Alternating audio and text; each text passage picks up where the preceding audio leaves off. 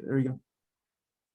Hey guys, it's David back here with another episode, and today I have Marshall Zackery, a Paralympic national champion, a Florida native like myself, and I am looking forward to learning about his story, about how he's overcome many obstacles in his life with his disability, and how we also got to the point where he became an Olympic runner, representing the USA and the whole world in track running. So, Marshall, welcome, man. I'm so excited to have you on. Thank you for having me. So to begin our episode, what was it like for you growing up before the running, before the success came? Like, did you have any difficulties with your disability? Did you face anything in school that hindered you? Um, what hindered me? Well, let's start. I grew up, my family never treated me like I had a disability.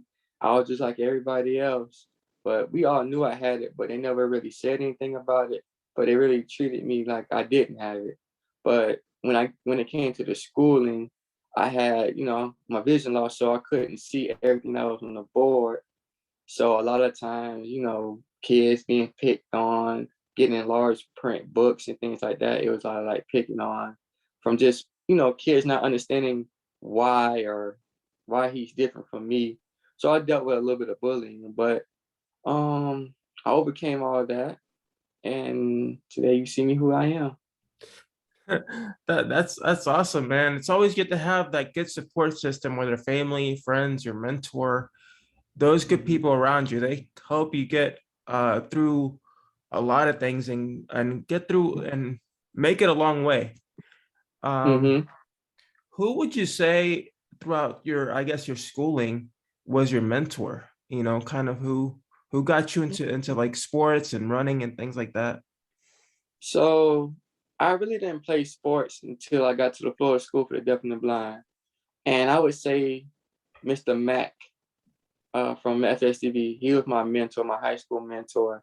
And he really introduced me to like different sports at the school, like track and field, basketball, goalball. Um, my freshman year, I went out for the track team, didn't make it. My freshman year, I went out for the basketball team and didn't make it. And I made it a vocal point, that my next 3 years of high school, I was gonna play sports. And came back. We trained, while I was at the school, and he helped me there. And Miss Mary Fisher also, Mr. Brian Moore, different people like that helped me along my journey. But Mr. Mack was the focal point and who really started it. That is awesome. There's always that one teacher that kind of gets you fired up about something. And like for me, I had a physical therapist in school that kind of helped me realize that I'm just more than just somebody with a disability. And Mm-hmm.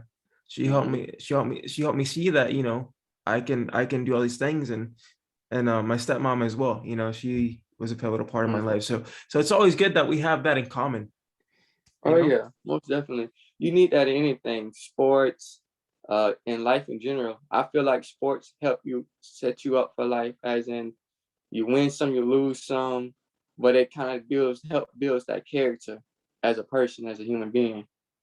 Yeah, sports was definitely an important part of my life as well. Like I had mentioned before, I was a three-sport athlete. So I was a state Hmm. champion cyclist, uh, Okay, baseball player and football player in high school. So okay, that's good. yeah, and And like I said myself, I almost made it to the Paralympics myself, but I ended up retiring due to injuries. So yeah, that's one downside of it. It's like they say, the best availability is availability. That's the only bad thing about that. yep. So I guess fast forward, I guess with everything you kind of I guess overcome so far. Did Hmm. you ever feel like you that your vision drag you down in a sense? Like, you being blind would kind of hinder you, or you feel like it was kind of a struggle sometimes to do certain things? Um, I wouldn't say it hindered me. Um, I knew I was different and I couldn't see as well as everybody else, but I just took it as a uniqueness. because the person I'm so much of a positive person, I take a negative and turn it into a positive so quick that I don't even think about it. As in, I just won't sit down and dwell on it because I feel like life is gonna move on with you or without you. So with a disability, without a disability, I feel like that's how life is. And the faster you know how to conquer your situation that you're in and overcome it, it'd be the better outcome for you. If I felt like if I sat down and dwelt about it, then I wouldn't be the person I am today, and we wouldn't be having this conversation. I felt if I would have just dwelled over the situation of being disabled and being legally blind, and also having mild CP from my TBI, because I had a TBI. That's what happened to me. I had a traumatic brain Wow. injury. That's what Wow. happened to me. That's how I developed a disability. That's incredible, man. I love that response. That should be everyone's response all the time. Be positive, be happy with yourself. And I said I believe in embracing your disability. If you embrace your disability, there's so many doors that open. And when people see that confidence, it radiates to other people. And that's what you're For doing, sure. you know? Oh yeah. I And just want to inspire. That's all I want to do. so do you consider yourself a disability advocate? Are you for advocacy? Oh yes, I am for it. And I'm just not a big person who's like to be like, I guess, out in the forefront. I'm more like the person who like to show, just to be able to show you that you can do it. Because some people do a lot of talking, but they can't really back up. So I like to kind of like go out and show you, hey, this is what you can do. Just because you're disabled doesn't mean you can't do. But I would say I'm an advocate for disabled people.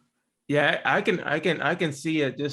Just talking to just from the short time we've been talking, I can already see it just radiating off you, man. It's awesome. Appreciate it. So fast forward to high school, and did you start when you started running, did you start like from, I guess, from the high school level, and then you work national and then state to the point where you were, I guess, invited to go pro? When did you start going pro? Okay, so tell you a little story behind it. Like I said, I started running track in the 10th grade. I used to run like 14 seconds in the 100.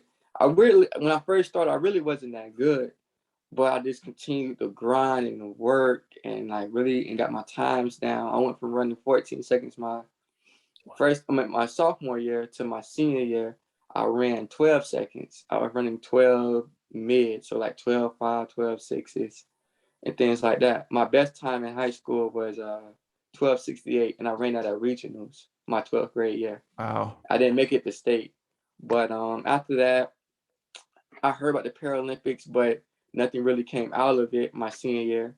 So I went to college, and my grandmother ended up getting sick, so I ended up stopped going to Oh school to help man. take care of her, and until after she passed away. And then after she passed away, I went and I promised her I was gonna go back and get my degree. And after that, I did.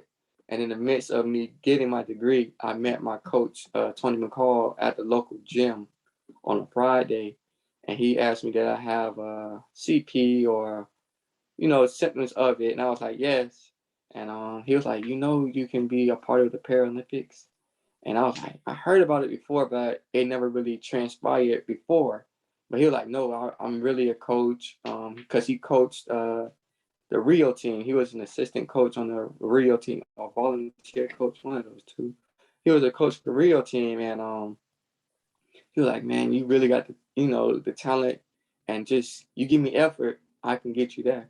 And just between the two of us working, I went from not running track in almost 7 years to I trained 5 months, and I broke the American record in my category, which is Wow.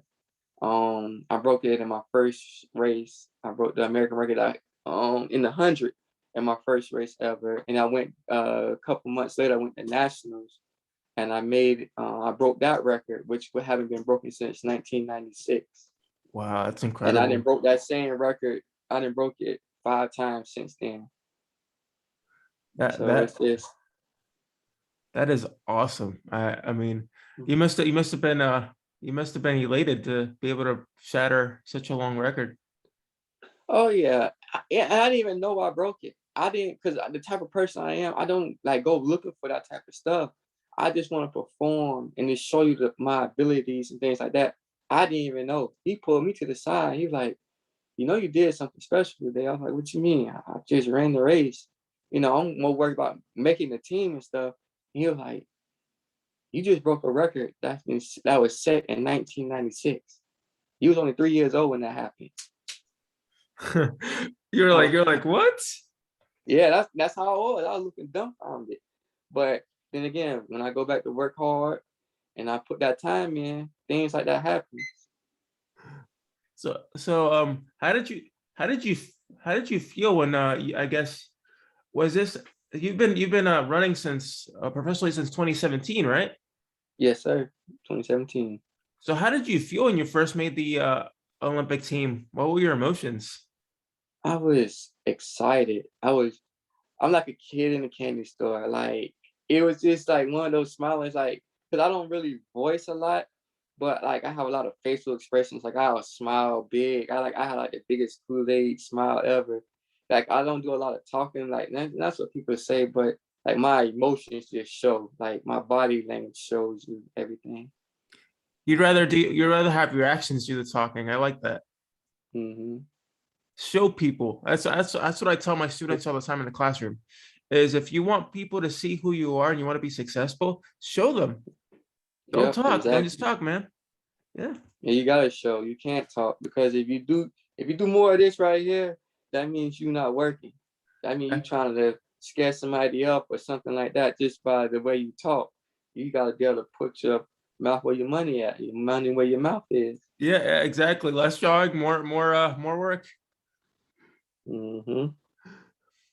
So what is I guess I know you're a bronze and silver medalist, but what is your ultimate goal with like everything?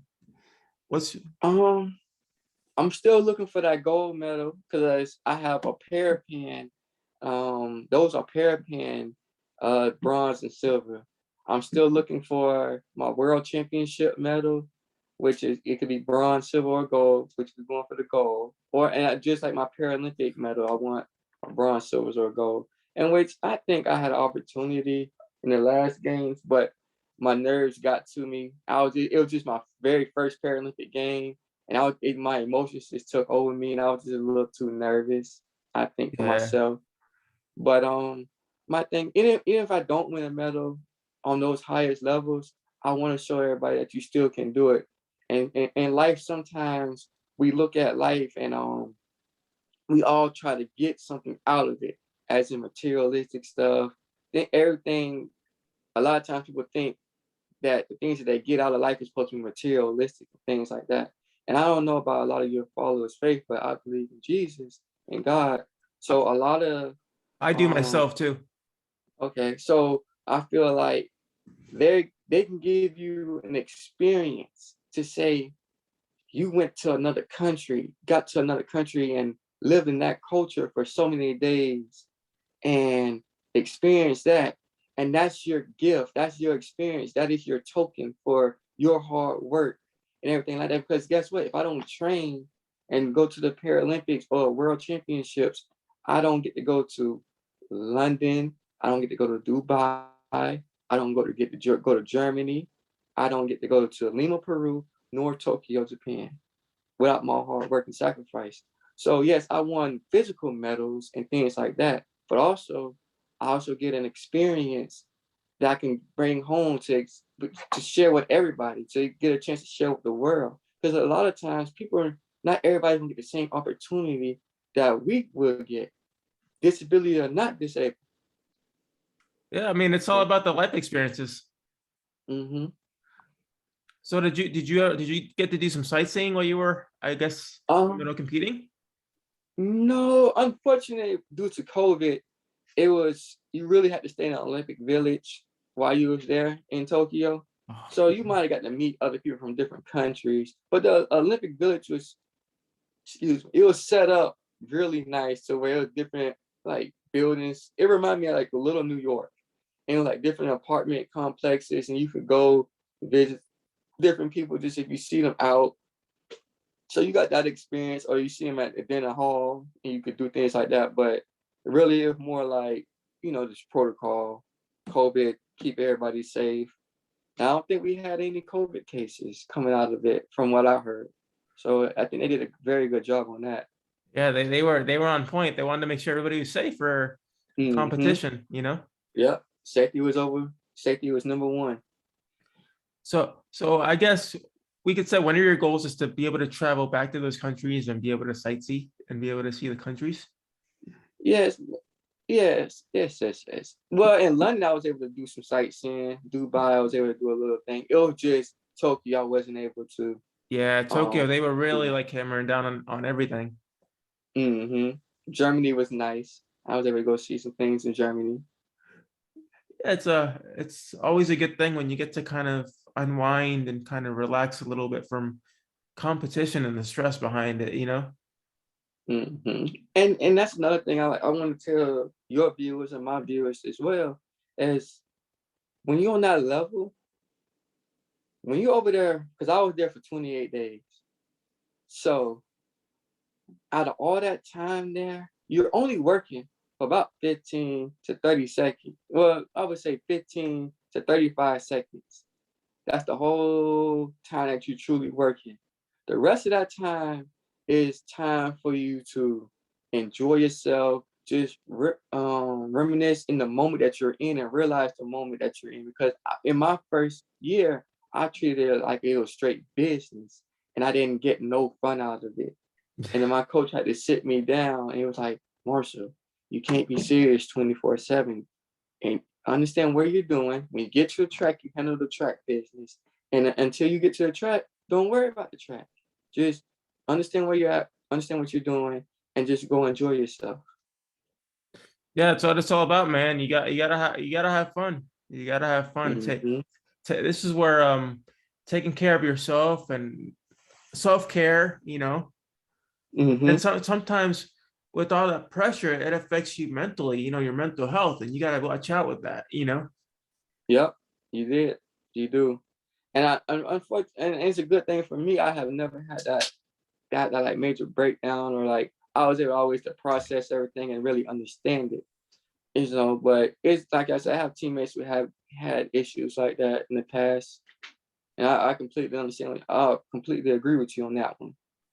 Yeah, it's not an easy thing to deal with, but it seems like you have been able to manage it in your own way, and that's pretty awesome. Mm-hmm.